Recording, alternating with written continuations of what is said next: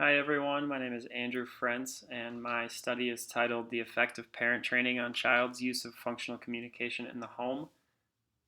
This study was conducted for two main reasons. First, the mom and dad, who will be referred to as Adam and Donna, of the subject, who will be referred to as Jake, have reported a high frequency of verbal protests in their home.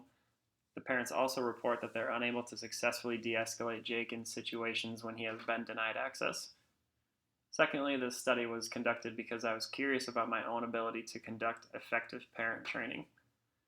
Jake is a 6-year-old male. His parents are both in their mid-40s. The setting of this experiment is twofold. First of all, the data will be collected in-home at our once weekly in-home sessions. However, the interventions will be taking place over Zoom, which we will talk about more in a minute. Presenting behaviors that indicated social validity for teaching this skill to the parents were reported by the parents, and that was that Jake will loudly protest demands placed by them or engage in total noncompliance. The parents often place compounding demands without allowing much of a latency period, which suggests that teaching the parents effective ways to prompt Jake would be socially valid.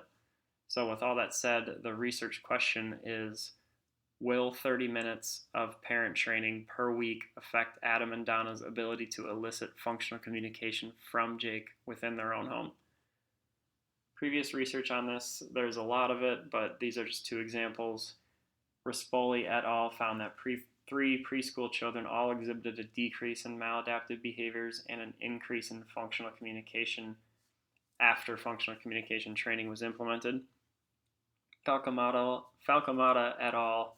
In 2013 similarly found that functional communication paired with specific schedules of reinforcement had a similar effect on challenging behaviors. The method for this is a multiple baseline design, and this was chosen because both the parents separately were my subjects for this. So dad and mom, Adam and Donna, were both chosen to be the two subjects of the multiple baseline design. The independent variable is the 30 minutes of parent training that was via Zoom and focused on functional communication training. The dependent variable is the percentage of functional communication responses by Jake in the weekly in-home session. Data was collected when the parents placed a demand onto Jake. So due to the nature of our in-home sessions, it's just 2 hours per week. The first hour, parents are usually gone, and they are able to join during the second hour. So all data was collected during the second hour of the weekly in-home sessions. A plus was given to Jake if parents' demand was met with functional communication. A plus was given to the parent if their demand was met with functional communication from Jake. And a minus was given to the parent if their demand was met with anything else, like yelling, ignoring, or noncompliance. Functional communication in this study was defined as any instance in which Jake verbally responds to a demand with an appropriate voice volume and contextually accurate verbiage. So because the parents were only able to be present for 1 hour, there was often a board game or activities such as puzzles or red light, green light, types of games like those set up and organized ahead of time so as to maximize the opportunities for parents to prompt him and for me to collect data. So a lot of this data collection, again, was in the last hour and focused around naturalistic opportunities for parents to prompt Jake. Parent training was attended by each parent individually, as well as Jake's BCBA, which was a benefit to me. Thankfully, parent training meetings are part of Jake's treatment plan anyways, so the BCBA was able to attend and to help me out with those parent training sessions. During these sessions, parents received functional communication training, behavior skills training, notes on interacting with Jake based on observations, and links to studies like the ones previously mentioned about the benefits of functional communication training.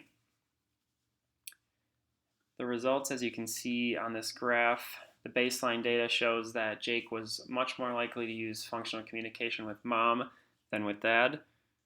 The intervention data shows an increase in Donna's ability to elicit functional communication. However, it shows no change in Adam's ability to elicit functional communication. This could be due to a number of things, but is consistent with our observation before the intervention began that Jake was much more prone to problem behavior with dad than he was with mom. However, this data does show that the intervention was unsuccessful for Adam, even though it showed promise for Donna. Up in the top right corner, you can see that same data just represented in a data sheet. Discussion. These results imply that while parent training can be an effective tool for increasing functional communication of a child in the home setting, there are still other variables at play that can affect the outcome, which I'll talk about in the limitations. The fact that Donna's data increases while Adam's does not shows that the findings of this research are inconsistent. It also shows that the BCBA and I might have to alter our parent training strategy.